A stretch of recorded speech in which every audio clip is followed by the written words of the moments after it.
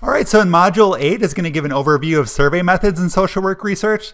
This is one of the more commonly used methods to get a large number of data. This is a non-experimental, typically form of research. Involves collecting of information from a sample of individuals through their responses to questions. You've probably already taken part in some type of survey research yourself as a participant, and you're likely to see people use this pretty often because it's versatile, efficient, and often generalizable because you can reach a number of different samples groups that might be harder to reach with an experimental design. Again, Chapter 9 from ENS, 4th edition. Let's move into some research survey methodology. So survey research in social work, again, versatile, efficient, and generalizable. So easy to use. Oftentimes IRB is a little bit faster with this because there's a little bit less risk and we can reach a larger population and different populations that might be harder to reach doing an experimental design. On the flip side of that, there are some errors in survey research that are important to know. Both errors in observations, such as question phrasing, characteristics of the respondent, and ways in which the question is presented. Certainly interviewers can have errors in the way that they're presenting and might ask leading questions. Also, there's errors in non-observation, such as inadequate coverage of a population. Random sampling may result in sampling errors, such as over-representation of certain populations and under-representation of others. And certainly non-responses, such as people who are not responding to the questionnaires, can also kind of distort your sample. So when developing questions, you should maintain consistent focus and have a clear conception of the research problem and population. Stay targeted and weed out irrelevant questions. So there's a lot that goes into trying to get rid of questions or information that might not be so relevant to the kind of question that we're trying to get at. Also, building on existing instruments, there's a lot of surveys that are already out there that can be slightly modified to meet the kind of questions that we're trying to ask. Otherwise, you can develop new responses or new questionnaires, but there's a lot that goes into standardization of those questionnaires. And there's a lot more thought and effort that goes into the wording than you might really consider. So for instance, if we're going to be working with different cultural groups, sometimes we might have to really spend a lot of time thinking about the way that we're asking questions, the reading level of the participants, and ultimately if we're going to be doing something like changing the language from English to Spanish, for instance, we'd have to make sure that the meaning translates as well. Also, adding interpretive questions can help the researcher understand what respondents mean by their responses to a particular question and try to give some context. And also making the questionnaire attractive helps to maximize the likelihood that someone will answer the question and, by extension, your survey. Other things to consider when writing questions is avoiding confusing phrasing and writing clear questions, such as avoiding vagueness. And you can provide a frame of reference which provides specificity about how the respondent should answer the question to just make the questions clear as possible. Also, when it comes to writing clear questions, you'd want to avoid negatively worded responses. So like, you don't believe in X, do you? That would be a negatively worded question, as opposed to a positively worded question would be, do you believe in X? And also to avoid double negative worded questions, because that can also be quite confusing to a participant. I'm also going to cover closed-ended versus open-ended questions, closed-ended questions and response categories, matrix questions, and sensitive subject. So kind of back to writing clear questions, avoiding confusing phrasing, avoid vagueness, providing frame of reference, avoiding double negatives, and avoiding double-barreled questions. Although we may talk with our colleagues in a certain way, we also want to try to avoid bias or avoid jargon and try to reduce the risk of bias or leading participants in a certain way. So closed-ended versus open-ended questions, it's often better to ask open-ended questions for getting more context, but closed-ended questions can also help elicit responses when categories are kind of offered, when we give somebody a couple choices of how to respond. Whereas open-ended questions, the participant can really give any range of responses, and it gives us some more qualitative data. Closed-ended and response categories, just something to keep in mind. Something that we often see in survey methods is acquiescence bias, where somebody might be tempted to respond yes to all items. So try to allow for disagreement. Sometimes people will flip their wording just to kind of see if somebody is responding yes or no to all the items. There's also something known as a social desirability bias, which is a tendency for individuals to respond in a way to make themselves seem more favorable. So people want to present themselves in a certain light and want you to view them more positively, which is kind of like human nature.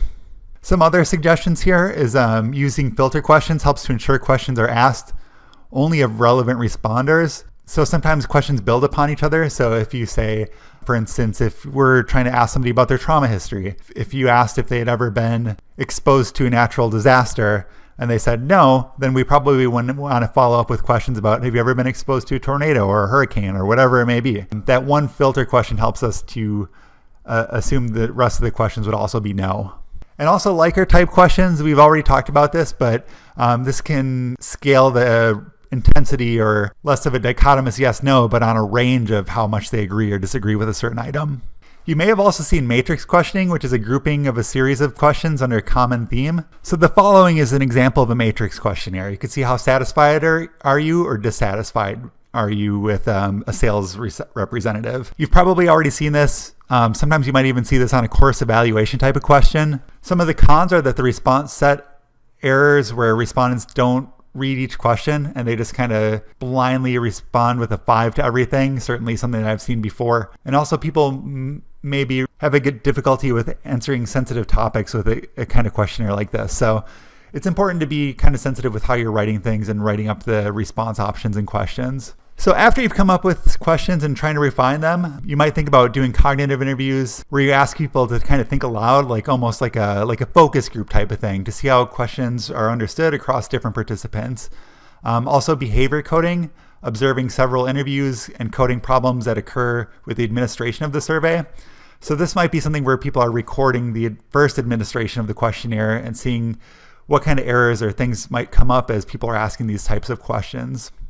And also pilot studies might be done first just to see if there are any kind of errors with the question or questions from the survey prior to going to a larger group of people, which makes sense if you're going to put so much time and effort into something that you would want to test it out with a smaller pilot group first before moving into your full-on data collection for your study.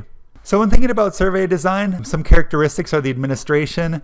How are you going to administer it? Is it going to be mailed out? Is it going to be given in person? The type of setting and questionnaire structure, and really the cost of it. One benefit of doing the survey design is obviously it's a lot less expensive than some other types of methods of research that are out there, both in administration costs and also not having to really come up with an environment where somebody would have to come in and ask and answer the questions. So when researchers are thinking about how they're going to administer the surveys, if we're going to consider doing a mailed out service, we're really going to have to think about the response bias and if there is going to be a response bias, because oftentimes people get something in the mail and they're just going to throw it out. And if they do respond, maybe they've got extra time on their hands, and we might get over responses from people who are retired or something where there might be some bias there as well. Regarding group administered surveys, it's kind of hard to find a captive audience. Maybe you could think of like a room full of college students or something along those lines where you could administer a group in a survey. You could also imagine there's some bias in there if people are just trying to rush through it. I'm sure you've all partaken in a phone survey or been called about for phone surveys, but as you could also imagine, some of the similar things come up. People might not be fully honest with their questions.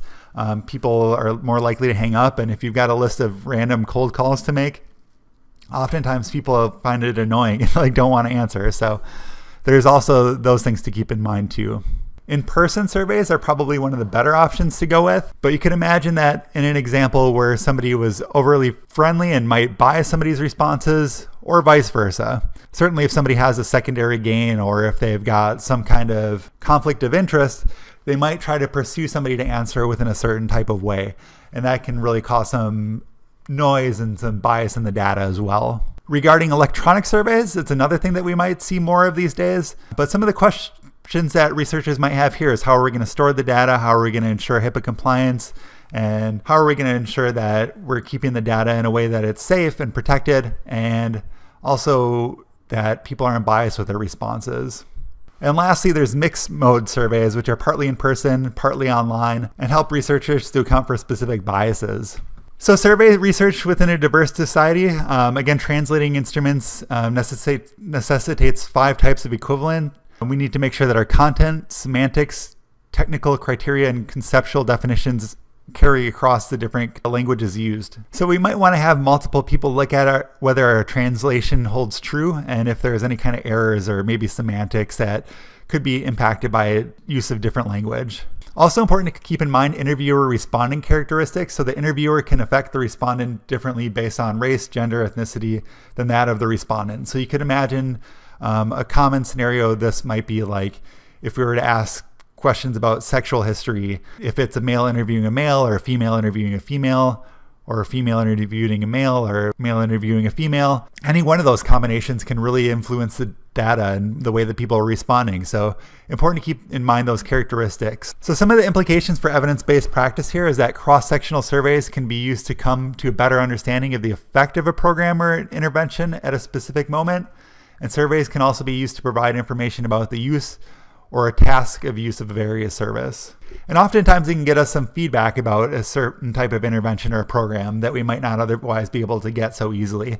So that's why we would ask a survey question at the end of each course to see if it was helpful, if there's things that could be improved, if there's things that didn't go so well, and gives us an overall better view of what went well and what didn't go so well. Regarding ethics here with surveys, kind of one of the biggest things to look at is confidentiality.